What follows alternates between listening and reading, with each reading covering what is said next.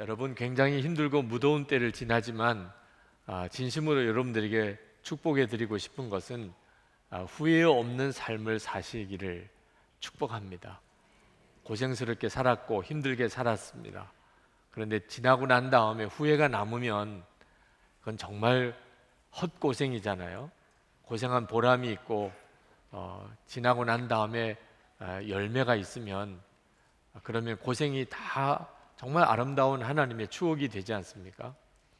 여러분, 우리가 후회가 남지 않는 삶을 사는 비결이 딱 하나 있습니다.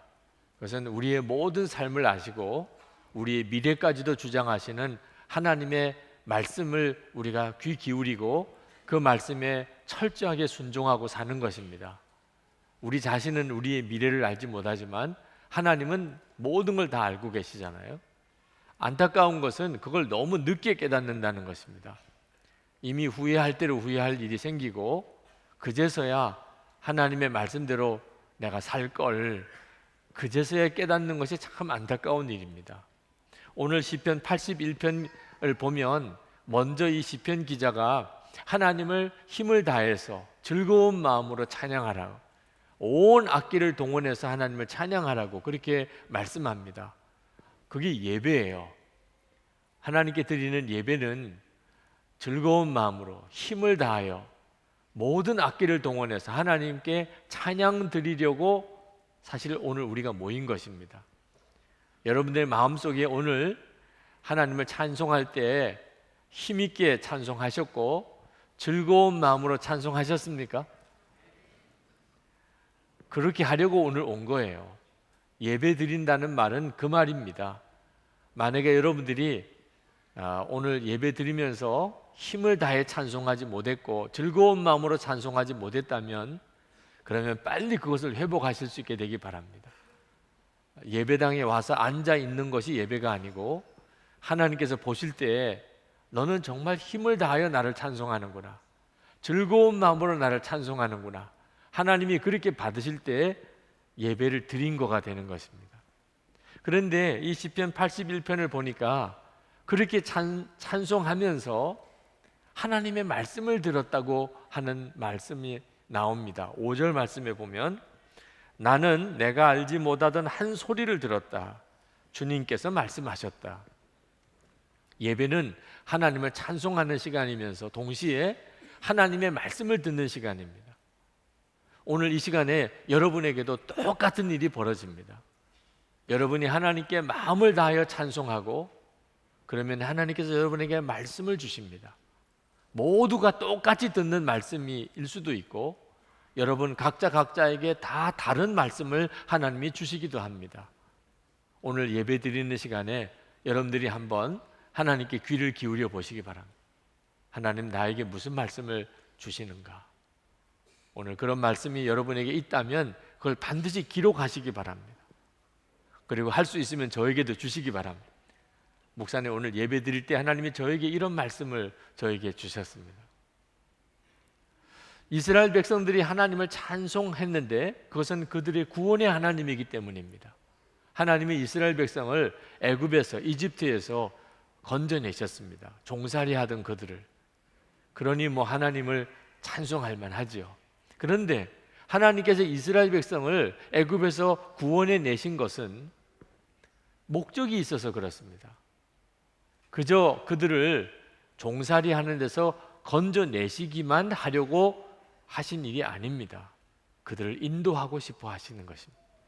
정말 복 있는 삶을 살도록 그들을 인도하시려고 하나님이 그들을 구원해 내신 겁니다.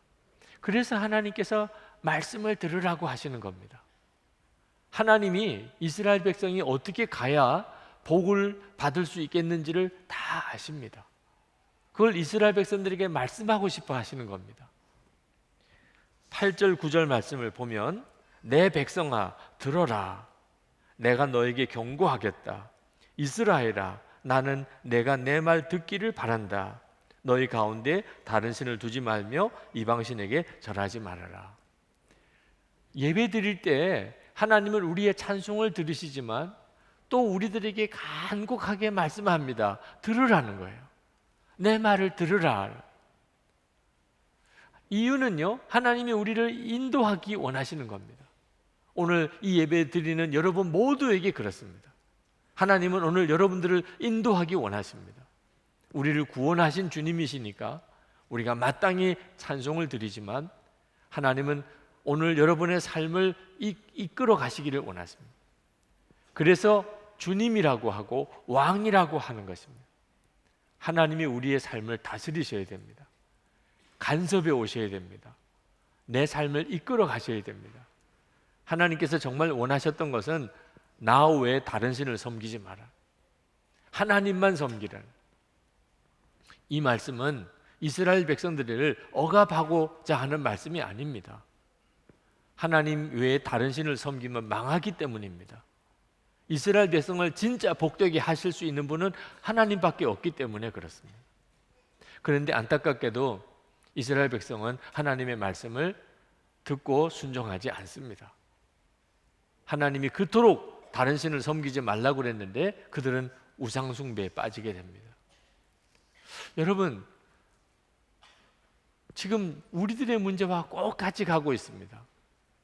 그와 같을 때 하나님이 하신 일은 그냥 지켜보고 계시기만 할 뿐이라고 하셨습니다. 12절 말씀에 보면 그래서 나는 그들의 고집대로 버려두고 그들이 원하는 대로 가게 하였다. 하나님은 지켜보실 수밖에 없으셨다는 거예요. 말을 듣지 않으니까, 고집을 부리니까, 자기 하고 싶은 대로 하니까. 여러분, 여러분의 삶에 대해서 한번 점검해 보세요. 하나님은 지금 여러분의 삶에 간섭해 오십니까? 이렇게 해라, 저렇게 해라. 지금 여러분의 뜻대로 하지 못하고 하나님이 하라는 대로 그렇게 지금 여러분이 사십니까? 아니면 하나님은 그저 여러분의 삶을 지켜보시기만 하는 것 같습니까? 여러분에게 느낌이 있으실 거예요. 만약에 여러분이 하나님은 그냥 지켜보시는 것 같아요, 내가 지금 이렇게 살고 저렇게 사는 것에 대해서 그저 하나님의 어떤 간섭이 느껴지지 않습니다 라고 여러분들이 느낀다면 여러분은 지금 대단히 위험한 상태에 있는 것입니다. 하나님이 그냥 지켜만 보시는 이유는 우리가 고집을 부리기 때문입니다. 우리 마음대로 살려고 하고 있기 때문입니다. 그래서 하나님이 어떻게 하실 수가 없어서 그냥 지켜만 보는 것인데, 그런 경우는 반드시 멸망의 길로 가는 것입니다. 이스라엘 백성이 결국은 멸망했습니다. 하나님이 지켜만 보실 때는 그럴 수밖에 없는 것입니다. 우상 숭배에 빠졌다가 결국은 그들은 포로로 잡혀가 버리고 말았습니다. 만약에 이스라엘 백성들이 하나님의 말씀에 순종했다면 그들은 참으로 복 있게 살았을 겁니다. 10절 말씀에 나는 너희를 이집트 땅에서 이끌어낸 주 너희 하나님이다. 너희의 입을 크게 벌려라. 내가 마음껏 먹여주겠다. 이것이 하나님의 계획입니다. 하나님이 이스라엘 백성을 구원해 내실 때는 하나님의 계획이 있었습니다. 너가 입을 마음껏 열어라. 내가 마음껏 먹여주겠다. 14절부터 16절까지 나는 당장 그들의 원수를 굴복시키고 내가 손을 들어서 그 대적을 쳤을 것이다. 나를 미워하는 자들은 그들 앞에 무릎을 꿇었을 것이며 이것이 그들의 영원한 운명이 되었을 것이다. 그리고 나는 기름진 밀곡식으로 너희를 먹였을 것이고 바위에서 따낸 꿀로 너희를 배부르게 하였을 것이다. 여러분 정말 믿으시기 바랍니다. 하나님이 여러분을 구원하신 것은 여러분을 향한 놀라운 계획을 가지고 계시다는 뜻입니다. 이제는 열쇠는 하나님이 이끄시는 대로 가는 겁니다. 여러분이 하나님의 말씀에 귀를 기울이고 철저히 하나님의 말씀에 순종하는 것만 필요합니다. 그러면 하나님은 여러분에게 말할 수 없이 놀라운 삶, 정말 후회하지 않는 삶을 살게 해주십니다. 10절 말씀에 너희의 입을 크게 벌려라. 내가 마음껏 먹여주겠다. 이 말씀은 아주 유명한 요절입니다. 개역 성경 표현대로 말하면 내 입을 크게 열라. 내가 채우리라. 아마 다 들어보셨을 겁니다. 부흥회에 참석했다가 들어보셨든지 또는 무슨 성구 말씀이 이루어졌으면 하는 그런 좋아하는 성구 중에 하나로 여러분이 읽으셨든지 액자에서 보셨든지 아마 여러분에게 낯선 구절이 아닐 겁니다. 내 입을 크게 열라. 내가 채우리라. 여러분에게 이 말씀이 이루어지게 되기를 축복합니다. 그런데 안타깝게도 많은 성도들이 이 말씀에 대해서 별로 감흥이 없습니다. 말씀은 참 좋은데 별로 감동이 없습니다. 왜? 그동안 입을 많이 벌려봤거든요. 오는 게 아무것도 없었거든요. 그냥 입을 열어보았는데 하나님 이거 해주세요, 하나님 저거 해주세요. 근데 별로 하나님께서 반응해 주지 않으셨거든요. 그래서 이 말씀이 참 좋은 말씀이긴 한데 별로 그것 때문에 충격을 받거나 감동을 받거나 하는 마음이 없는 것이죠. 그건 이 말씀이 누구에게 해당되는 말씀인지 모르기 때문에 그런 것입니다. 하나님이 이 말씀을 누구에게 주셨느냐? 바로 그 앞에 9절 말씀입니다. 나 외에 다른 신을 두지 마라. 여러분이 진짜 하나님을 하나님으로 섬기고 하나님 외에 다른 신을 두지 아니하고 하나님의 말씀에 철저히 순종하는 자인 경우에 내 입을 넓게 열라, 내가 채우리라 하는 말씀이 해당되는 것입니다. 여러분, 여러분의 마음을 가만히 한번 돌아보십시오. 여러분은 어떤 마음으로 사십니까? 어떤 분들은 먹고 사는 염려가 가득할 수 있습니다. 어떻게 하면 내가 굶지 않고 먹고 살 수 있을까? 오늘 이 자리에서도 그런 분이 있으실 수 있겠습니다. 어떤 사람은 마음에 두려움이 가득 찬 분이 있을 것입니다. 내가 제대로 직장을 얻을 수 있을까? 내가 이 직장 생활을 제대로 끝낼 수 있을까? 내가 나이가 많아 은퇴하게 되면 나는 살 집이 있을까? 나는 끝까지 먹고 살 수 있는 그런 사람이 될 수 있을까? 두려움이 많은 사람 아마 있으실 겁니다. 어떤 분들은 형편이 괜찮으신 분, 그런 분들은 어디 가면 맛있는 거 있지? 어디 가면 좀 재미있게 즐길까? 어떻게 이번 휴가는 보내지? 어디 좀 편하고 좋은 곳 없어? 온통 그 생각밖에 없습니다. 그런 사람이라면 내 입을 크게 열라, 내가 채우리라, 이 말씀에 해당되지 않습니다. 그런 사람에게 이 말씀이 해당된다 그런다면 하나님이 아니십니다. 하나님이 정말 이 말씀으로 역사하고 싶어 하는 사람은 마음에 하나님의 소원이 이루어지기를 간절히 원하는 사람. 어떻게 하면 하나님의 뜻이 이루어질 수 있을까? 어떻게 하면 하나님께 영광 돌려지는 역사가 일어날 수 있을까? 그것이 여러분의 마음에 간절하다면, 그러면 주님은 말씀하십니다. 내 입을 크게 열어라. 그러면 내가 채우리라. 여러분, 지난 주간에 늘 큐티 하신 분들은 월요일 큐티 기억나십니까? 여호수아 10장입니다. 여호수아 10장은 여호수아 10장 12절 말씀 때문에 유명한 성경입니다. 여호수아가 아모리 족속 5 왕들의 연합군과 싸우게 됐습니다. 하나님께서 그 아모리 족속 연합군을 다 진멸하게 해주실 것이라고 약속하셨습니다. 한 사람도 빠지지 않고 다 죽이라고. 대승을 거두었습니다. 아모리 연합군이 쫓겨갑니다. 이스라엘 군사들이 쫓아가서 그들을 죽이기 시작했습니다. 그런데 문제는 해가 지기 시작하는 겁니다. 이제 어두워서 밤이 되면 저들을 다 진멸할 수가 없습니다. 이와 같은 순간에 여호수아가 놀라운 선언을 합니다. 그게 여호수아 10장 12절입니다. 태양아, 너는 기브온 위에 머무르라. 달아, 너도 아얄론 골짜기에서 그리할지어다. 태양과 달을 향하여 멈추라는 것입니다. 세상에 어떻게 이런 선언을 할 수 있습니까? 여호수아가 어떻게 이런 선언을 할 수 있었습니까? 여호수아가 본래 통이 큰 사람이기 때문에, 여호수아가 늘 상상력이 풍부하기 때문에, 여호수아가 배짱 하나는 대단한 사람이기 때문에 그런 것입니까? 그렇지 않습니다. 만약에 그랬다면 여호수아는 이스라엘 백성을 망하는 길로 끌고 가는 지도자였을 겁니다. 망상에 사로잡힌 지도자, 그들을 따라가는 그런 사람들이 잘 될 수가 있겠습니까? 말도 안 되는 거죠. 어떻게 태양을 멈추라고 명령할 수 있냐 말입니다. 그런데 여호수아는 그렇게 했고 하나님은 그 말대로 이루셨습니다. 그럼 무슨 뜻이죠? 여호수아의 마음속에 하나님의 생각이 들어온 것입니다. 하나님께서 여호수아에게 분명히 약속하셨습니다. 내가 아모리 그 5족속을 다 진멸할 것이라. 한 사람도 살려두지 말라.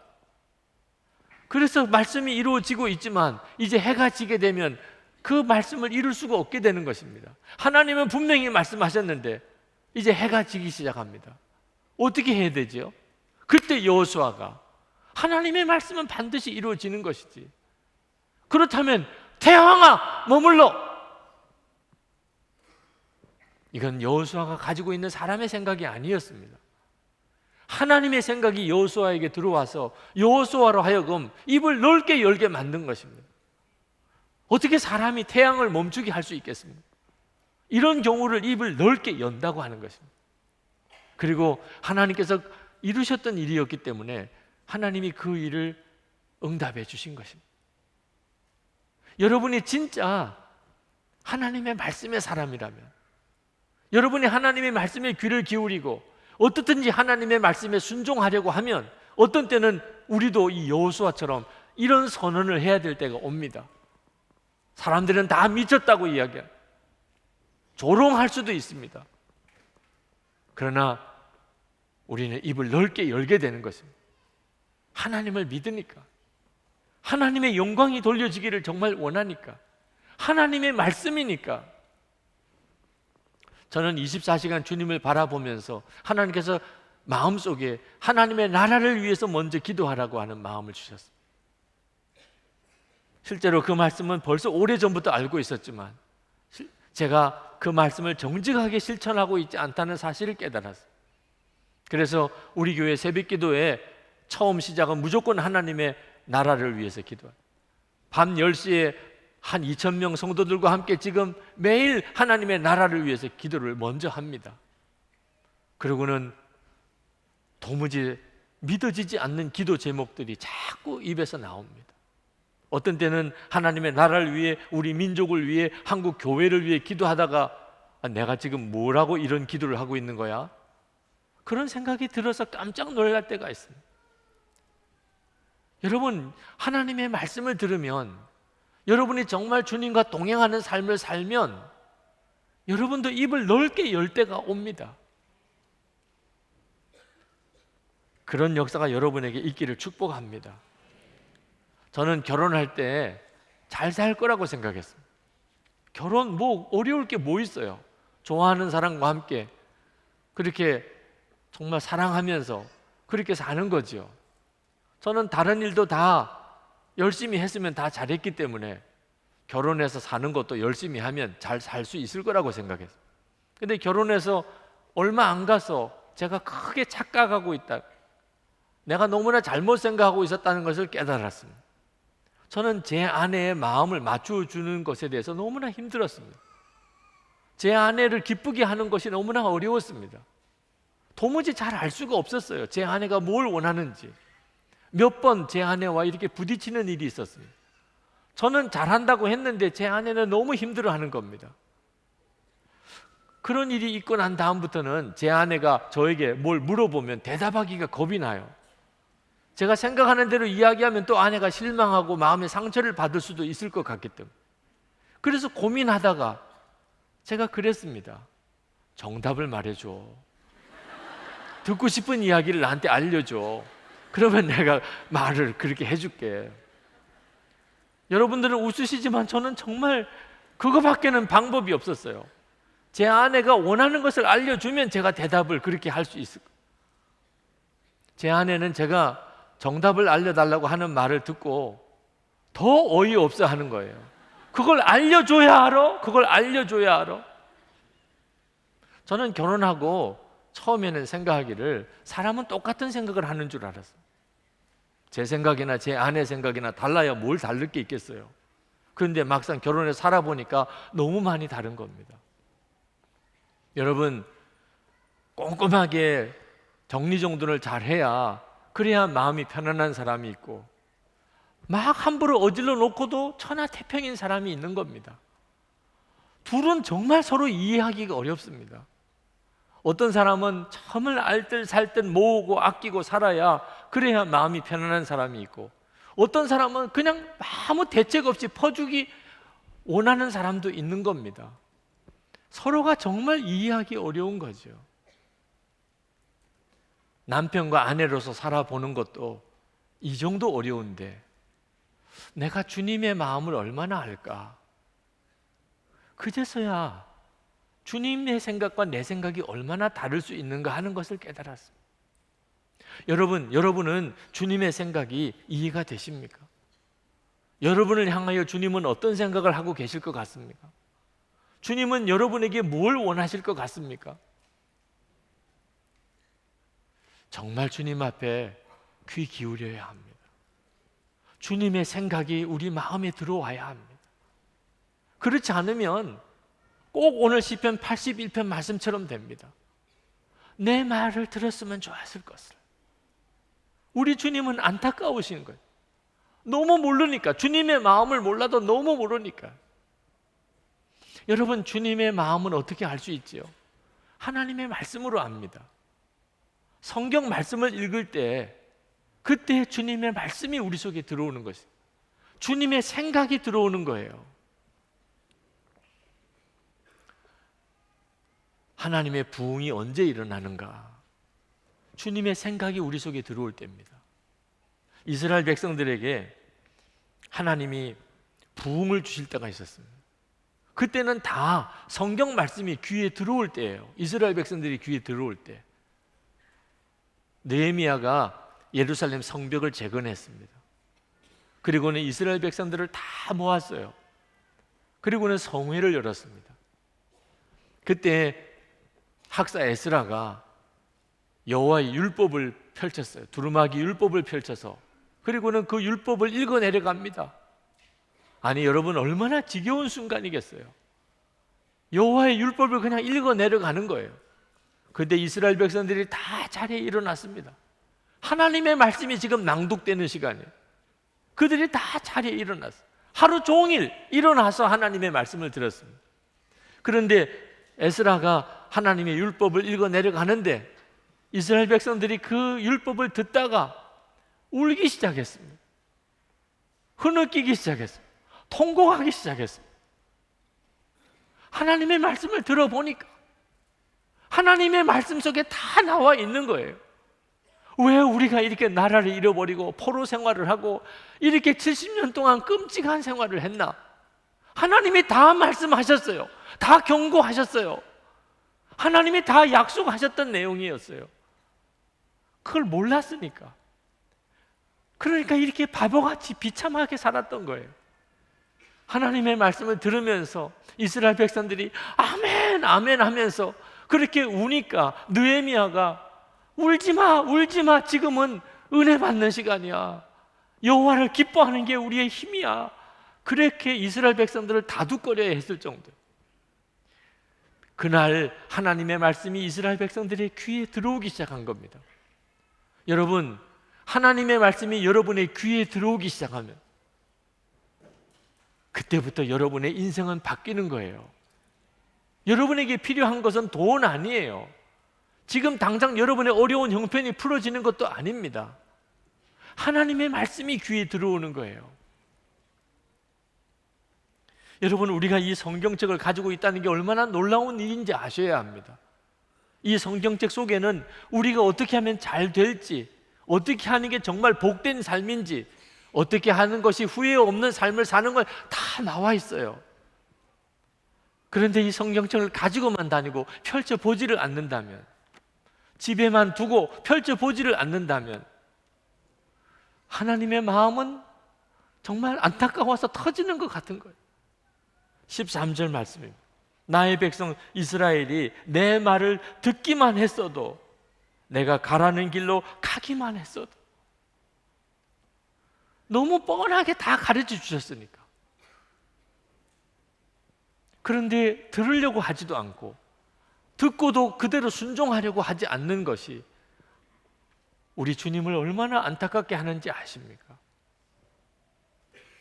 많은 성도들이 저에 대해서 목사님은 너무 심각하세요. 목사님은 너무 좀 진지하세요. 목사님은 너무 높은 수준을 우리에게 원하세요. 나는 죽고 예수로 산다가 뭡니까? 어떻게 그렇게 다 살 수 있겠습니까? 라고들 저에게 말합니다. 그런데 저는 정반대예요. 저는 교우 여러분들에게 하나님의 말씀대로 살라고 제대로 권하지 못하는 것 때문에 두려워요.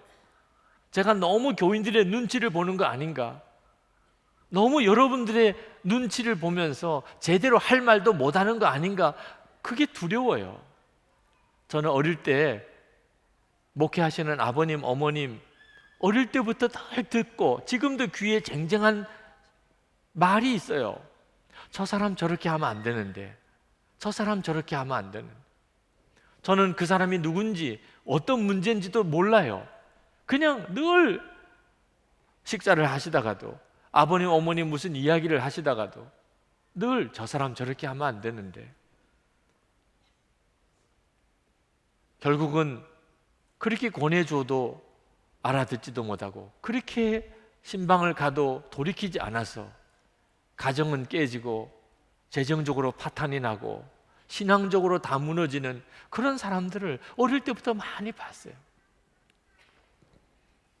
여러분, 제 마음속에 목회하면서 성도들을 바라보면서 제 마음속에 가지고 있는 것, 저렇게 하시면 안 되는데, 어려서부터 워낙 많이 보았다 보니까 이제는 알 것 같아요. 어떻게 하면 정말 잘 사는 길인지. 고생스러워 보여도 힘들어 보여도 하나님의 말씀을 듣고 그 말씀에 철저하게 순종하는 것이, 그것이 여러분이 사는 길입니다. 어떤 분들은 영성일기에 대해서 힘들어하세요. 목사님, 좀 자유롭게 내버려 두시면 안 되나요? 쓰고 싶을 때 쓰게 하면 안 되나요? 왜 그렇게 꼭 이렇게 사람을 꼼짝 못하게 얽어매나요? 용서하세요. 여러분들이 그런 느낌이 드신다면 용서하세요. 제가 그렇게 하는 데는 이유가 있는 거예요. 성도들이 이렇게 하면 안 되는데, 이렇게 하면 안 되는데 하는 것 중에 제일 중요한 것이요, 주님이 진짜 함께 하시는 것을 안 믿는 거예요. 주님이 함께 하시는 것을 진짜 믿는 사람과 주님이 함께 계시다는 것을 안 믿는 사람은 완전히 차이가 나요. 말이나 생각이나 행동이, 이건 꾸밀 수가 없어요. 주님이 함께 계시는 걸 진짜 믿는 사람, 그 사람은 생각도 다르고 말도 다르고 행동도 달라요. 결국은 안 믿어지니까, 주님이 함께 계시는 게 안 믿어지니까 그렇게 하는 거예요. 어떻게 하면 성도들에게 주님이 함께 계시는 것을 믿을 수 있게 해드릴 수 있을까?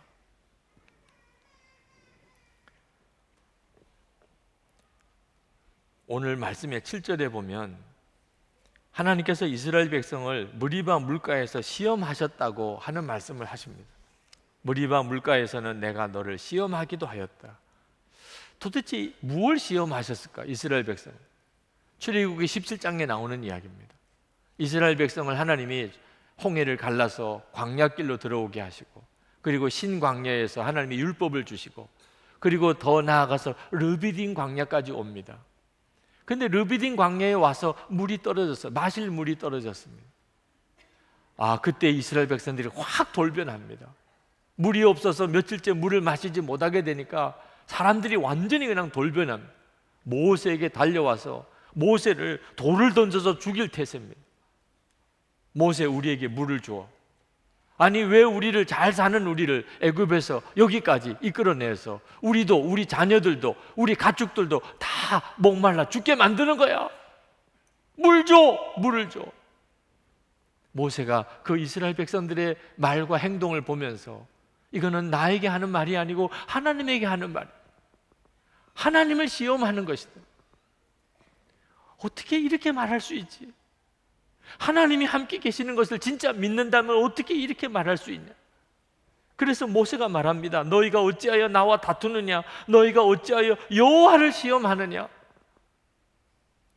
그리고는 하나님께 나가서, 하나님, 저들이 나에게 돌을 던질 태세입니다.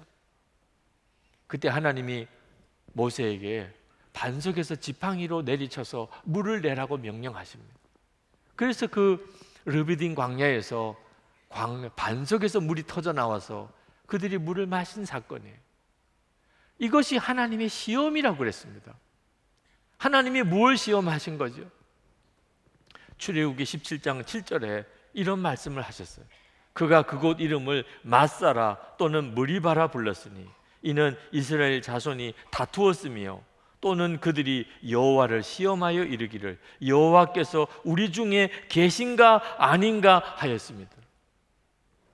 아니, 하나님이 홍해를 갈라주시고 구름 기둥 불 기둥으로 인도하시고 아침마다 만나를 주시고 계신데 그들이 눈에 보이지 않는다고, 그리고 지금 마실 물이 없다고, 금방 하나님이 계신가 안 계신가, 하나님이 안 계신가 봐, 이렇게 되어버렸다는 거예요. 여러분, 이게 우리 이야기 아닙니까? 우리도 하나님 계신가? 이렇게 생각할 때가 얼마나 많습니까? 눈에 보이지 않으신다고, 조금만 어려운 일이 생겼다고, 조금만 힘든 일이 있다고, 조금만 기도가 응답이 안 된다고, 하나님 계신가? 정말 내 안에 계신가? 무슨 좀 유혹이 되는 영상이 있다면, 조금 누가 어떤 말 한마디를 잘못한다면 전혀 주님이 함께 계신 사람처럼 행동하지 않는, 그 우리 이야기 아니에요. 저는 이것이 가장 큰 어려움이라고 생각합니다. 여러분, 이런 믿음 가지고서는 절대로 지금부터 일어나는 말할 수 없는 시험을 이겨나갈 수가 없어요. 지난 주간에도 청소년 사역자로 대단히 유명한 분입니다. 엄청난 집회도 지금 인도하고 계십니다. 그 목사가 스캔들 때문에 무너진 사건이 있었습니다. 이제는 그런 일이 한두 건도 아니기 때문에 별로 충격도 안 될 정도로, 그게 더 마음이 아파요. 여러분, 어떤 목사를 보고 예수를 믿는 일, 이제 여기서 빨리 여러분 벗어나야 됩니다. 여러분이 만약에 유기성 목사를 보고 예수를 믿으시는 분이 있으시다면 저 때문에 아마 믿음을 잃어버리게 될 수도 있어요. 사람을 보고 예수를 믿는 것은요, 마귀가 얼마든지 뒤흔들 수 있습니다. 그런 믿음은 너무나 연약한 믿음이에요. 우리에게는 주님과 직접 친밀히 교제할 수 있는 놀라운 복음이 주어졌어요. 예수님이 약속하셨잖아요. 요한복음 15장 5절에 나는 포도나무고 너희는 가지라. 여기 너희는 여러분 모두예요. 저가 내 안에, 내가 저 안에 거하면, 이것이 예수 믿는 거예요. 어떤 목사를 보고 예수를 믿는 게 아닙니다. 어느 교회에 다니기 때문에 예수 믿어지는 게 아니에요. 주님과 여러분 사이의 관계는 누구도 중간에 개입할 여지가 없습니다. 이것이 진짜여야 돼요. 여러분이 주님 안에 거하고 주 예수님이 여러분 안에 거하시는 것이 진짜여야 여러분이 마귀가 믿는 자라도 넘어뜨리려고 역사할 때 여러분이 믿음을 지킬 수 있어요. 영성의 길을 쓰시도록 그렇게 권해드리는 이유, 그렇게 주님을 바라보시라고 그렇게 권해드리는 이유입니다. 여러분, 나는 지금 주님과 동행하면서 하나님의 말씀대로 살아가고 있다고 그렇게 확신할 수 있습니까? 만약에 그렇지 못하다고 한다면 지금 매우 위험한 상태에 있습니다. 마태복음 7장 26절 27절 말씀을 봅시다. 나의 이 말을 듣고 행하지 아니하는 자는 그 집을 모래 위에 지은 어리석은 사람 같으리니 비가 내리고 창수가 나고 바람이 불어 그 집에 부딪힘에 무너져 그 무너짐이 심하니라. 여러분, 풍파가 옵니다. 영적인 풍파가 옵니다. 주님과 친히 교제하지 않는 사람, 정말 하나님의 말씀대로 그대로 순종하지 않는 사람은 다 무너져 내리는 풍파가 옵니다. 영적인 대시험이 옵니다. 진짜 주 예수님을 믿으셔야 돼요. 성경만 읽으라는 거 아니에요. 성경도 안 읽는 거는 문제지만 성경만 읽는다고 그것도 다가 아닙니다. 말씀하셨잖아요. 그대로 행하는 자, 말씀 그대로 순종하는 자, 그 자만이 반석 위에 집을 지은 사람과 같습니다. 만약에 여러분이 아직도 주님과 친밀함이 없다면, 아직도 말씀 그대로 산다고 말할 수가 없다면, 그러면 여러분 정말 겸손하게 주님의 말씀에 귀를 기울이고 항상 주님을 바라보는 삶을 배워 시작하십시오. 매일 주님을 바라보는 생활을 기록해 보십시오.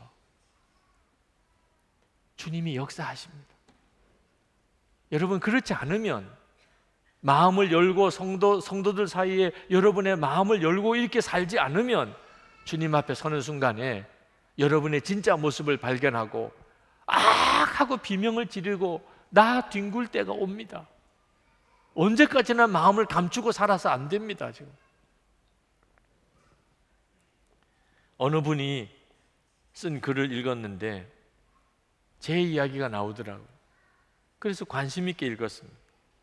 한 3년 정도 유기성 목사의 설교를 거의 매일 들었다. 그분의 책을 다 사서 읽었고 주변에 나눠주기까지 했다. 그렇게 해서 내가 바뀌었을까? 너무 궁금하더라고요. 이 부분에 와서 진짜 궁금해요. 내가 바뀌었을까? 답부터 말하자면 아니오이다. 설교를 들으면서 그렇지, 맞아, 그래, 그런 거야 라고 감동했지만 내 성품은 그대로였다. 아무리 좋은 신앙 서적을 읽어도 소용없다. 성경을 100번 읽어도 40일 금식을 해도 사람은 똑같다. 사람을 바꾸는 것은 오직 말씀에 순종할 때이다. 정작 내가 변하기 시작한 건 삶의 막다른 골목에서 하나님의 말씀대로 살 수밖에 없게 되었을 때였다. 여러분, 그저 설교나 듣고 또 지나가고 또 설교 듣고 또 지나가고, 여러분 이렇게 살면 안 됩니다. 여러분의 삶에 자신이 없습니까? 내가 지금 잘 살고 있다는 것에 대해서 확신이 없습니까? 그렇다면 여러분 스스로의 의지에 의해서 성경책을 펼치세요. 주님, 저에게 말씀해 주세요.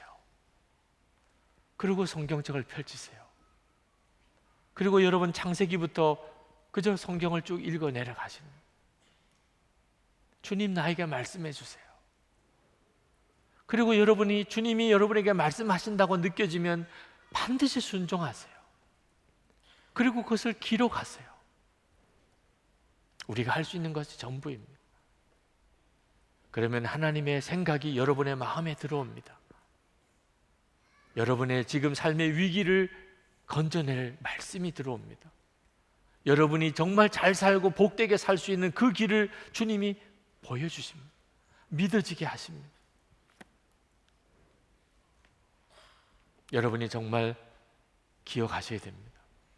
내 말을 들었더라면 좋았을 것을, 내가 가라는 길로 갔으면 좋았을 것을.